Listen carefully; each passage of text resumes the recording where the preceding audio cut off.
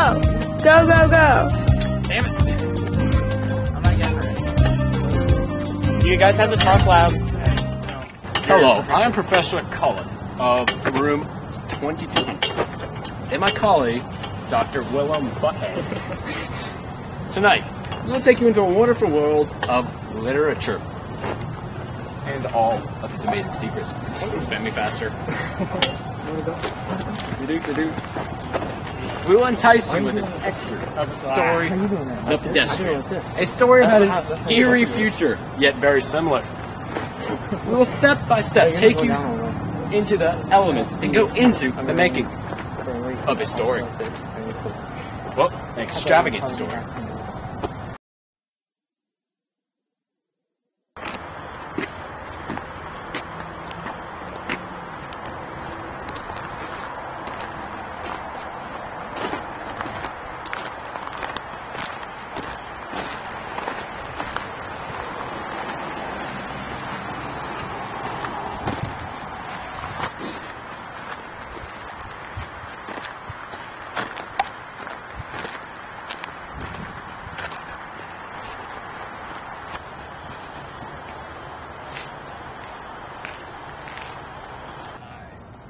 Stop right there.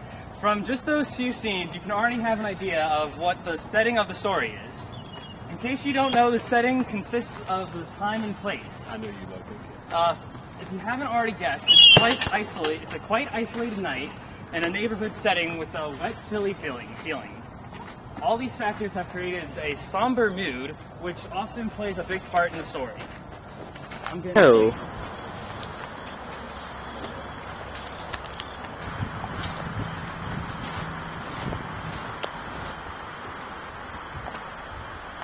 What's up tonight on Channel 4, Channel 7, Channel 9?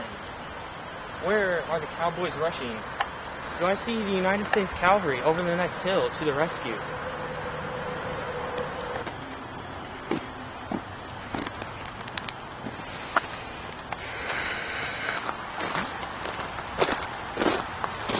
What time is it? It is 8:30 p.m.?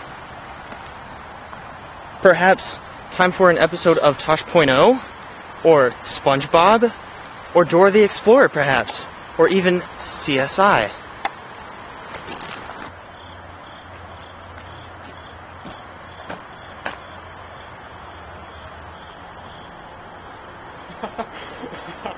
Ha ha ha ha ha ha ha ha ha.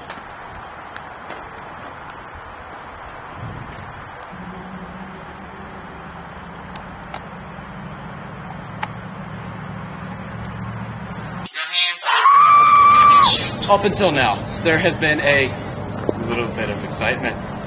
You have mostly gotten to know the character and the setting, which no one really cares about. But it's kind of important to a good story. You have learned that the man is quiet and keeps to himself. Kind of like the opposite of Miss Robinson. Oh man, look at that. There are little people at night. Yeah, little people. Nobody's around, except for a few stray dogs. And a stalker who comes and eventually finds him and takes him to a jury place. Now let's return to Mr. Leonard, me, and find out who just this mysterious stranger really is. What do they want with Mr. Mead? And just why they have stopped Your him. name? Your name? Leonard Mead. Business or profession? I guess you'd call me a writer. No profession. You might say that. What are you doing out? Walking. Walking. Just walking. Just walking. Walking? Yes, sir. Walking where? For what? Walking for air. Walking to sea. Your address? 11 South, St. James Street. And there is air in your house?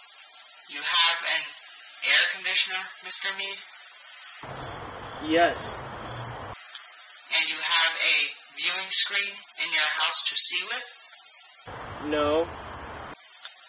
No? Are you married, Mr. Mead? No. Not married? Nobody wanted me. Don't speak unless you're spoken to. Just walking, Mr. Mead. Yes. But you haven't explained for what purpose. Explained. For air. To see. To walk. Have you done this often? Every night for years. Here.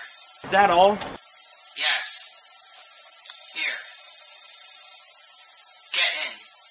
Wait a minute! I haven't done anything! Get in. I protest! Mr. Mead.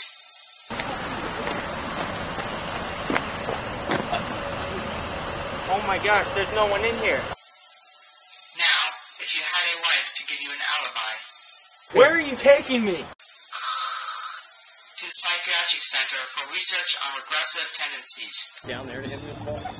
We're going to stop right there momentarily. You have just witnessed the climax of the story. You took my sentence. That's It two is sentences. commonly believed that the climax is the most important part, or the most exciting part. That, my friend, is not necessarily true. The true meaning of a climax in a story is the turning point.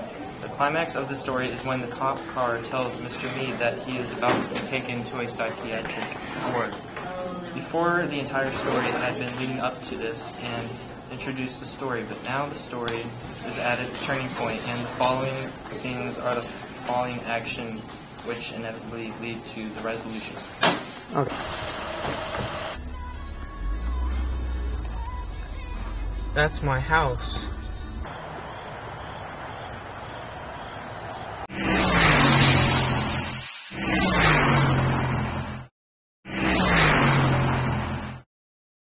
Action leads to the conclusion, which was Mr. Mead getting into the police car.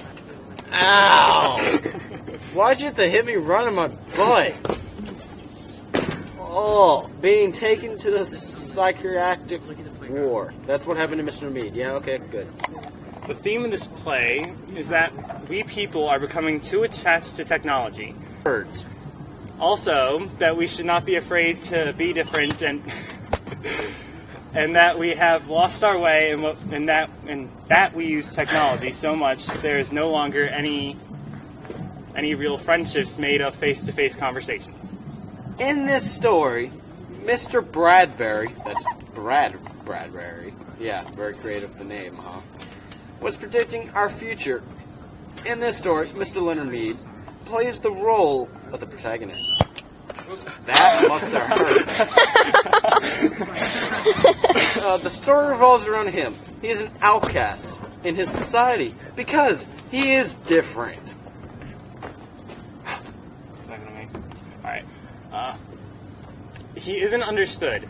Unlike everybody else, he leads a quiet life. He has no TV or family. He keeps to himself, he talks to himself, and he takes long walks at night in a world where everyone up at night is suspicious and suspected of trickery. Hear that, ladies out there? He's a hot catch. You should call him. His number is 540-288-7352. Whose number is that? I have no idea. I just made it up. One important element of this story is the antagonist, a Greek word meaning opponent or enemy. The antagonist of this story is the robot cop. He opposes our protagonist, Mr. Mead, by stopping him on the street and then taking him in. Therefore, he is by definition an antagonist. We hope you have enjoyed this breakdown of this epic, delicious, tasteful story, The Pedestrian. And we hope you join us on the next Help My Crazy Teacher assigned an English project that is due in a couple days. And to be perfectly honest, that was not nice. You are crazy. Go see a doctor or psychiatrist, whichever one's cheaper for you. I don't care. Just go see somebody. Next week, we will demonstrate to you how similar The Lords of the Rings and Twilight are. Goodbye. See you next week. Ow.